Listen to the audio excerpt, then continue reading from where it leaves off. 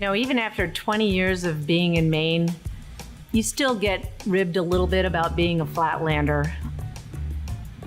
Maine offers so much, especially for entrepreneurs. It offers a very high quality of life. Our resources, our natural resources here are phenomenal, and they're right out the back door.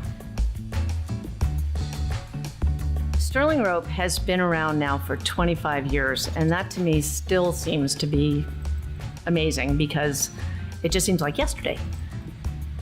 We started the company because we felt that there was a need for new innovative products. We had some ideas for dry core, for new products on the static rope side that really turned out to be groundbreaking and disruptive. Nobody called it disruptive back then, but in fact, as we look back now, and that seems to be the term, that is in fact what we were doing. I remember seeing a tagline on some manufacturer's products from Maine, and it said, "Crafted with fierce pride in the state of Maine."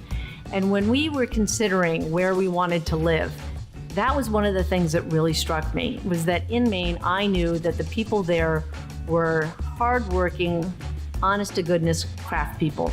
And that's what we do here. We craft rope products. We craft hardware products that work well with those rope products. So having that kind of ethos was really important to us, and that is exactly what we found. There were two markets that Sterling initially started out in: the climbing market, recreational outdoors, and the industrial safety market. There were only a handful of companies addressing those, and also the gym market was beginning to emerge. There was maybe 3, 4, maybe 5 gyms around the country, but it was clear that this was going to be a market that was emerging.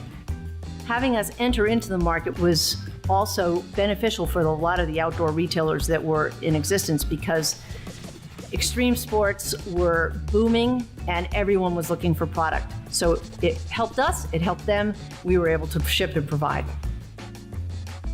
When we started, we were like every other, entrepreneur, small business entrepreneur. They start, you leverage your house, you leverage your credit cards, you borrow, beg, and steal from your family and friends. For us, we were disciplined about how we went about it, so that it never really was scary. It was exciting, and that's what it needs to be. The advice that I would give, and I do give, young entrepreneurs at this point, is to just really know your customer. That is first and foremost. Know your customer inside and out, and make sure that the product or the service that you're offering is relevant. We were lucky in that regard because there was a significant need for the products that we were developing at the time. I'm not a product engineer, but I have a lot of good ideas. I'm not an accountant, but I know numbers.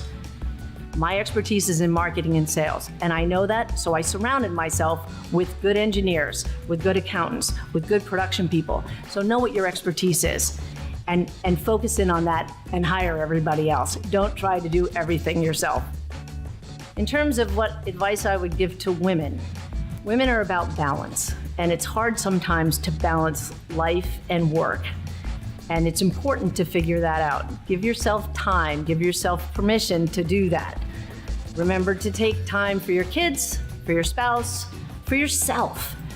And then your entrepreneurial journey will be a lot more enjoyable. But the other advice I would have is, if you have an idea and you really want to do it, do it. You have it in you, girlfriend, go for it. We're living in really interesting times right now. There is somewhat of a fearlessness of starting new companies. There's lots of information out there on how to do it. The internet allows us, social media allows us to put new products out without the level of complexity that we had when we started 25 years ago. That's very, very exciting. And I would encourage people to do it. If it's scary for you, you shouldn't be attempting what you're attempting. But if it's exciting and it's in your heart, then you'll do just fine.